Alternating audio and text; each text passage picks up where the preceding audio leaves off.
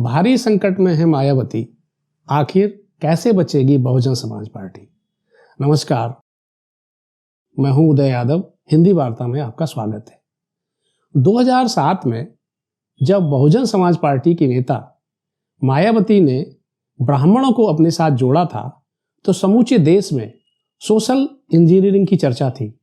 ये वो परिघटना थी जिसने उत्तर प्रदेश ही नहीं पूरे देश की राजनीति को प्रभावित किया था। ब्राह्मण और दलित जब एक मंच पर आए तो नारे लगे, ब्राह्मण शंख बजाएगा, हाथी चलता जाएगा। ब्राह्मणों ने बहुजन समाज पार्टी को, दलित नेताओं को इतनी यशोगान किया, इतनी प्रशंसा की, मीडिया ने उनकी इतनी चर्चा की कि उसका प्रतिफल भी मिला। दलित और पिछड़ी जातियां भी उनके साथ जुड़ी और 2007 के चुनाव में मायावती ने, बहुजन समाज पार्टी ने अपने बूते 206 सीटें पाकर सत्ता हासिल की।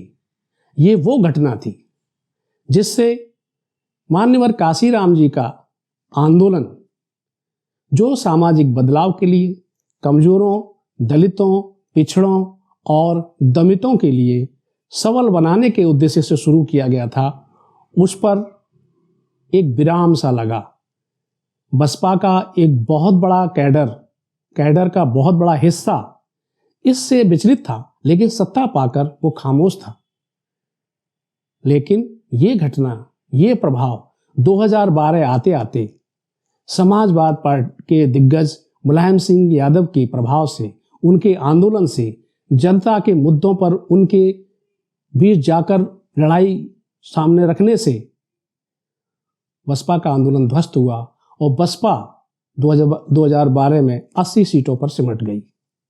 मुसलमानों ने और अति पिछड़ी जातियों ने बसपा का साथ छोड़ा और वे समाजवादी पार्टी के साथ आ गए। 2012 में 80 सीटों पर सिमटी बसपा 2017 आते आते और कमजोर हुई और मात्र 19 विधायक उनके जीते। मायावती उस समय से बेहद चिंतित है। उन्होंने तब से लगातार ये प्रयास किया कि मुसलमान बसपा न छोड़े, मुसलमान समाजवादी पार्टी के साथ न जाए। इसके लिए उन्होंने हर बार ज़्यादा से ज़्यादा मुस्लिम प्रत्याशी उतारने का प्रयास किया, उन्हें ज़्यादा से ज़्यादा टिकटें दी, लेकिन मुसलमान उन पर भरोसा नहीं कर पा रहा। 2017 में जो विधायक जीते थे उनमें से 5 मुस्लिम थे। वे पांचों बसपा छोड़कर 2022 से पहले सपा में शामिल हो गए। कई दलित और पिछड़े नेता जिनका अपनी जातियों में, अपने क्षेत्र में, अपने प्रदेश में प्रभाव था, मायावती के साथ छोड़ गए। ये लगातार बसपा छोड़ने का क्रम कुछ इस तरह चला कि बहन जी को चिंता होने लगी अपनी पार्टी बचाने की। 2022 में उन्होंने मुसलमानों को लुभाने की बहुत कोशिश की, पर नतीजा शून्य। सिर्फ एक विधायक जीता और वो एक विधायक जो बलिया के रसड़ा से जीते हैं, उमाशंकर सिंह। अब उनकी भी स्थिति संदिग्ध है। लग रहा है कि वो बसपा छोड़ देंगे। तो स्वाभाविक है कि बहन जी के सामने बहुत बड़ा संकट है, पार्टी बचाने का संकट, और सामने है बहुत बड़ा चुनाव, यानी नगर निकाय चुनाव। नगर निकाय चुनाव में 2017 में बसपा ने अब से अच्छा प्रदर्शन किया था। अलीगढ़ और मेरठ 2 नगर निगमों पर उनका कब्जा हुआ था और कई जगह नगर पालिका परिषद और सैकड़ों पार्षद भी जीते थे। पर अब जब चुनाव सामने है तो क्या ये संकट है कि क्या बसपा 2017 वाला प्रदर्शन दोहरा पाएंगी? ऐसे दौर में जब बसपा बुरी तरह कमजोर हो रही है, इसलिए मायावती अपना मुस्लिम वोट, मुस्लिम आधार फिर से पाने के लिए लगातार अखिलेश यादव पर हमला कर रहे हैं। उन्हें लगता है कि अखिलेश पर हमला करने से वे मुसलमानों को ये समझा पाएंगी कि सिर्फ बहुजन समाज पार्टी ही उनका भला कर सकती है, मुस्लिम समाज की लड़ाई लड़ सकती है, उनको आगे ले जा सकती है। गोला सीट पर जब उपचुनाव हुआ था और वहां जब समाजवादी पार्टी के हार हुई तो मायावती ने ट्वीट किया। उन्होंने साफ तौर पर कहा कि बसपा ने यहां प्रत्याशी नहीं उतारा था, इसके बावजूद समाजवादी पार्टी हार गई। इसका मतलब है कि मुसलमान अब उन पर भरोसा नहीं कर रहा, वो बसपा की तरफ आ रहा है। हालांकि आरोप ये भी लगा कि बसपा के वोटर ने भारतीय जनता पार्टी को वोट दिया था। अभी जब रामपुर, मैनपुरी और खतौली में उपचुनाव हुए तो रामपुर सीट पर जो आजम खां की बहुत पुराना गढ़ था, बहुत महत्वपूर्ण सीट थी, वहां समाजवादी पार्टी हार गई। बाकी दोनों सीटें जीती। इस पर फिर मायावती ने ट्वीट किया, हमला किया। उन्होंने कहा कि ये सीट जानबूझ करके समाजवादी पार्टी हारी, वो नहीं चाहती कि मुसलमान मजबूत हो। लेकिन क्या इसका प्रभाव होगा? क्या मुसलमान इस पर भरोसा कर रहा है? खतौली सीट पर जो जयंत चौधरी और चंद्रशेखर आजाद ने एक होकर समाजवादी पार्टी के साथ मिलकर जिस तरह से वहां नए समीकरण गढ़े हैं, वे भी मायावती के लिए चिंता का विषय है। दरअसल मायावती जानती हैं कि पश्चिमी उत्तर प्रदेश का मुसलमान बड़ी भूमिका निभाता है उत्तर प्रदेश की जीत और हार में। वहां 26% मुसलमान वोट है। मायावती ये देख रही हैं कि अगर वहां प्रभाव बढ़ जाए तो शायद साख बच जाए।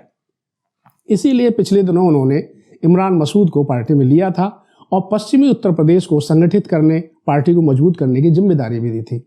लेकिन इमरान मसूद का तो पिछले कई सालों में खुद ही कद घटा है, उनका प्रभाव भी कम हुआ है। वे वहां कोई चमत्कार करने की स्थिति में नहीं है।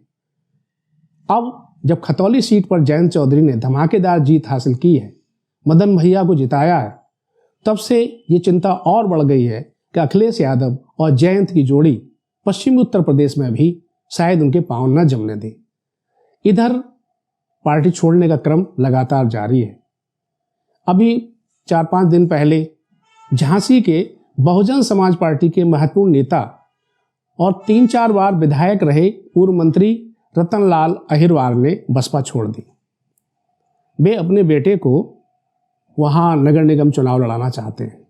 वो कहाँ जाएंगे अभी तय नहीं, लेकिन संभावना ये है कि वे भारतीय जनता पार्टी में जा सकते हैं। दूसरी ओर बसपा के एकमात्र विधायक हैं उमाशंकर सिंह। उनका एक फोटो वायरल हो रहा है। उस फोटो में उनके हाथ में एक किताब है, प्रधानमंत्री नरेंद्र मोदी पर लिखी हुई। किताब का नाम है दिव्यदर्शी मोदी। वो किताब उमाशंकर सिंह के मित्र संजय, जो बिजनेसमैन है, उन्होंने लिखी है। उस किताब के वायरल होने से ये चर्चा शुरू हो गई है कि क्या उमाशंकर सिंह भी बसपा छोड़ सकते हैं? अगर एकमात्र बचे हुए विधायक ने भी बसपा छोड़ दी तो बसपा की क्या होगा, उसके जनाधार का क्या होगा? आज स्थिति यह है कि मायावती की पार्टी में मायावती के अलावा कोई बड़ा नेता नहीं बचा। जो जाटव जनाधार उनका था, उनकी वजह से उसमें भी लगातार क्षरण हो रहा है। एक भी दलित और पिछड़ी जाति पूरी तरह से उनके साथ नहीं है, जिससे वो ये भरोसा पैदा कर सकें कि पार्टी का आधार लौटेगा, फिर से पार्टी की ताकत लौटेगी। अब ये सबसे बड़ा सवाल है कि अनुभवी राजनेता मायावती अपनी साख कैसे बचाएंगी। इस नगर निकाय चुनाव में वे बसपा को फिर से एक ताकतवर कैसे बनाएंगी।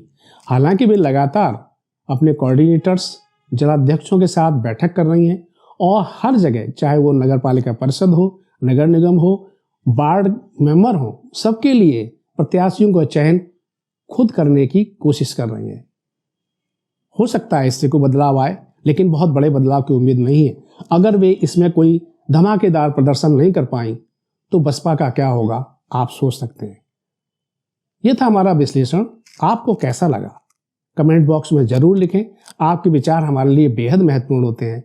ये वीडियो लगातार शेयर करें, लाइक करें और हमारे चैनल को जिन साथियों ने अब तक सब्सक्राइब नहीं किया है, कृपया वे सब्सक्राइब कर लें।